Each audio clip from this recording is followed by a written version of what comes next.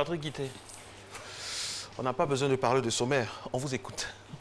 Ben, aujourd'hui, on va parler malheureusement de l'élimination des éléphants de Côte d'Ivoire du Mondial 2018. C'était le 11 novembre dernier, on en a parlé le vendredi dernier. On était confiants, malheureusement, eh bien, au stade Félix Houphouët-Boigny. On était confiants? Oui, nous étions confiants puisque nous avions discuté avec certains joueurs qui étaient motivés, surmotivés même, mais sur la pelouse, bien, on a trouvé des éléphants un peu mous, en tout cas, après les 25 premières minutes. Et puis aujourd'hui, nous allons parler également de Sylvain Gbagbo, qui est annoncé, en tout cas, dont la retraite internationale est annoncée sur les réseaux sociaux. Nous allons également parler des 5 représentants de l'Afrique à ce mondial 2018 en Russie. La Côte d'Ivoire n'y sera pas, mais il y aura des représentants africains. Et puis après, nous allons également parler du démarrage de la préparation des éléphants à prime. Les éléphants locaux, eux, se sont qualifiés pour le CHAN 2018 qui se déroulera au Maroc.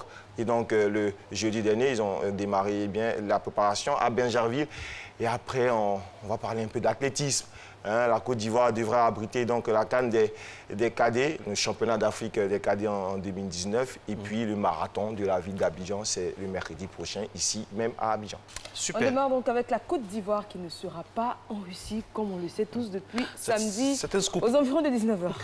Enfin, un peu plus tôt, on l'a su déjà en première mi-temps qu'on n'y serait pas. Oui, ben, en tout cas, on a connu des retournements de situation. Après 25 minutes, ben, on a pensé que les éléphants avait la possibilité de marquer des buts. On a eu des occasions. Une nette occasion de but signée Gervinho à la 19e minute. Et à la 25e, eh bien, les éléphants sont repartis. À partir de la 25e, en tout cas, les éléphants sont repartis au vestiaire avec le moral dans les chaussettes, avec ce but de Nabil Dirar, un centre. C'est la faute, été touché. C'est la faute à qui? Au défenseur ou au gardien? Parce qu'il y a le gardien qui se lève pour se plaindre comme si, bon... C'est la faute à tout un bloc équipe parce qu'on a laissé Nabil Dirar prendre sa position préférentielle, ajuster un centre. Et vous savez, lorsqu'il y a un centre dans la boîte, dans le petit carré, le gardien s'attend toujours à une réception ou de son défenseur ou de l'attaquant adverse. Il a fait le pas en avant. Personne n'a touché le ballon, ça arrive partout, on va dire, sur ce globe-là. Même quand on regarde les championnats à l'extérieur, à l'international, eh bien, on voit qu'il y a beaucoup de buts qui sont inscrits de cette manière-là. Il y a eu un manque de communication entre les défenseurs et leur gardien de but. Il faut dire que c'était une défense expérimentale. Justement, je vais vous poser une question. Vous trouvez normal, vous qui êtes le spécialiste, qu'on ait une défense expérimentale à un match avec un tel enjeu?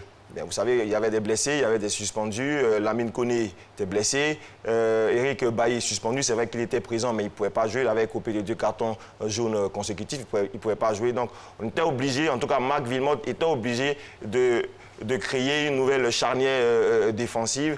On a pensé à Franck Kessié, qui était un habitué du championnat national, qui était un habitué donc, du Félicia, du stade Félix Houphouët-Boigny. Eh bien...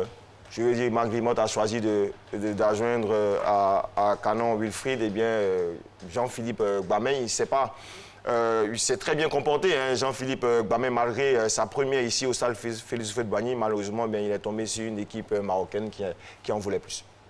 Et une autre question? Non, on va y revenir. Mais finalement, on est déçus, mais on n'est pas surpris, en fait.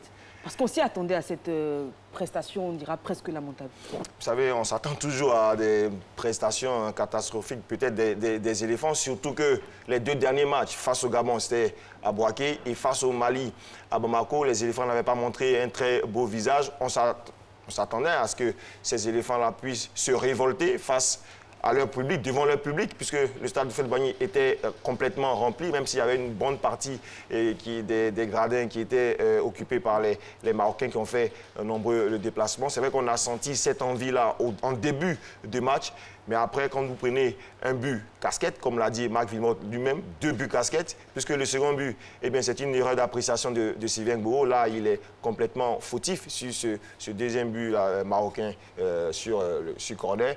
Donc, voilà, c'est dommage pour les éléphants, c'est dommage pour une partie de l'effectif des éléphants, puisque Salomon Kalou, Gervinho devraient dire leurs adieux, à faire leurs adieux aux éléphants de Côte d'Ivoire, même si Gervinho a indiqué que bien, tant qu'il aura la force, bien, il portera toujours le maillot ivoirien, mais ça sera difficile de revenir. Mais remobilisons-nous puisqu'il y a les éliminatoires de la CAN 2019. La Côte d'Ivoire est toujours en course. Cette fois-ci, on en prend 2. On n'a pas le choix, c'est notre pays. Alors, quid de Gbagbo Stéphane, quid de... Gbagbo Sylvain. Gbagbo Sylvain, voilà. Pas Gbagbo Stéphane. Gbagbo la star. On est tous traumatisés. Oui, comprenez l'émotion. Alors, donc Gbagbo, il n'a pas pris sa retraite? Non, du tout. On a eu des sons, on a eu des... Oui, bien sûr. Nous tous, moi-même également, sur les réseaux sociaux, eh bien, je voyais une déclaration de Sylvain Gbagbo indiquant qu'à cause, on va dire, du traitement que lui a réservé le public ivoirien, eh bien, au stade Félix-Houphouët-Boigny, il prenait sa retraite. Et non, nous l'avons eu. Nous avons eu Sylvain Gbagbo. Il a indiqué qu'il n'avait jamais déclaré cela. Il ne se reproche rien?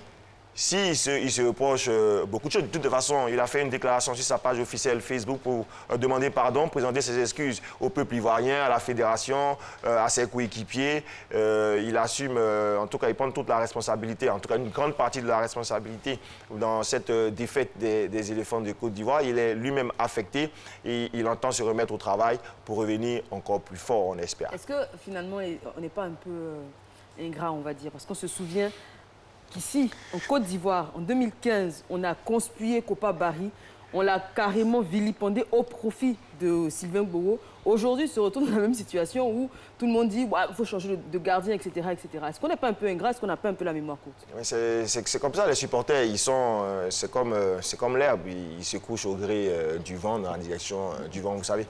Donc, moi, je me souviens, toi également, Eva, tu t'en souviens, on était à Malabo quand toute la Côte d'Ivoire nous appelait pour nous dire, mais dites-nous que c'est pas Kopa qui est dans les buts, que c'est qu'on veut de Sylvain Gbagbo. On leur disait, eh Sylvain Gbagbo, il est blessé, c'est pas parce que l'entraîneur ne veut pas le faire jouer, mais c'est parce qu'il est blessé. On nous répondait que même blessé, il est meilleur que Kopa Barry. Aujourd'hui, c'est vrai qu'il passe par des moments difficiles. Je crois que quand on est supporter, on doit soutenir certains joueurs qui passent par ces moments-là. Aujourd'hui, c'est Sylvain Gbagbo, mais on ne doit pas l'accuser. Il n'est pas le seul fautif, c'est tout un bloc équipe, c'est tout un groupe.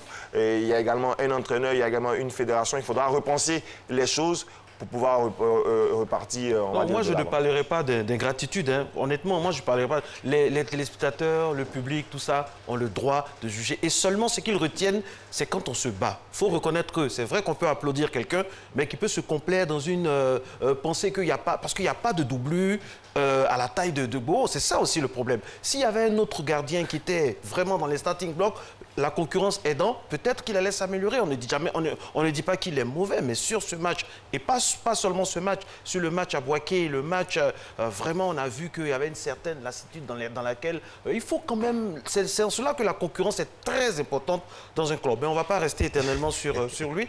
On va continuer et parler de ceux qui ont la chance d'aller là-bas maintenant. Russie 2018, enfin, on peut le dire, l'Afrique a ses représentants. Oui, l'Afrique a ses représentants depuis le 11 novembre, même s'il est noir pour nous, les Ivoiriens. Donc, ce sont l'Égypte, le Maroc, le Nigeria, la Tunisie et le Sénégal.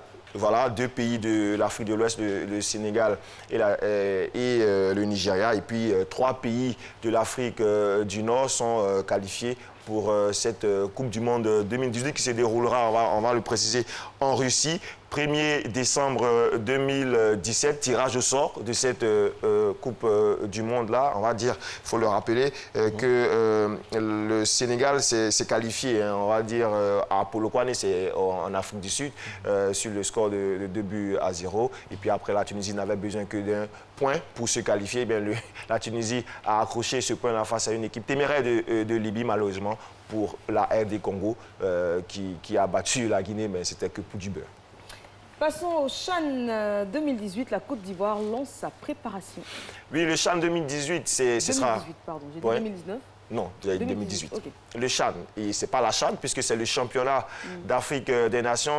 En 2018, ce sera au Maroc. Les éléphants de Côte d'Ivoire, les éléphants locaux ont entamé leur préparation au Centre technique national de football de Bergerville avec 43 joueurs. C'est une large liste de Kamara Ibrahim, technicien ivoirien, ancien, on va dire, ex-adjoint d'Hervé Renard, ex-adjoint également de Michel Dussuet, qui est en charge cette équipe nationale. Il avait convoqué 46 joueurs, 43 se sont présentés parce qu'il y avait 3 blessés, Traoré Moussa de l'AFAD, et Sissé Abdul Karim et Akasso Arnaud de la SEC, tous 3 tous les 3 blessés n'ont pu participer à ce stage qui a servi à passer en revue donc, tous ces joueurs-là qui sont en forme en ce début de saison en Ligue 1 Côte d'Ivoire. Athlétisme, la Côte d'Ivoire va organiser la CAN 2019 des cadets. Ça promet. Oui, la Côte d'Ivoire, après donc les Jeux de la francophonie, les 8e Jeux de la francophonie, avec le succès, après le succès de l'athlétisme ici même à Abidjan, eh bien, la Côte d'Ivoire s'apprête à abriter le championnat d'Afrique des cadets ici en 2019. Mais ça, on va dire que c'est l'ambition de la Confédération africaine d'athlétisme et ce n'est pas encore acté par les autorités ivoiriennes qui seront sondés donc, par les autorités donc, de la CAA, la Confédération africaine d'athlétisme, qui vont en mettre, on va dire, s'accorder avant donc d'acter cette décision de la CAA.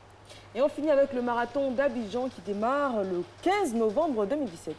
Le mercredi 15 novembre, journée de la paix. Voilà, journée de la paix, ce sera à Abidjan et ça sera célébré autour d'un marathon, le marathon de la ville d'Abidjan, le marathon du district d'Abidjan, pour ne pas me faire taper là-dessus par M. Victor Yapoubi, qui est le président du comité d'organisation de cette compétition-là. Il y aura le 3 km, le 10 km, le 21 et le 42 km. Merci Patrick. Merci beaucoup. Et puis beaucoup de courage. Courage à nous tous. Pardon, beaucoup de courage. Courage à nous tous. Et restons fans des éléphants. Non, bon, voilà, parlons d'autre chose.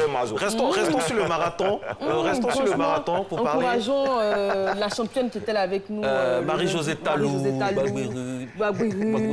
l'équipe locale, l'équipe des locaux qui va participer à la CHAN. Peut-être qu'on peut en avoir, on peut trouver des pépites là-dedans. Comme celle qu'on va vous proposer maintenant par rapport au marathon d'Afrique du Sud. C'est une femme d'un certain âge qui s'est inscrite au marathon et ça fait du bien. Regardez.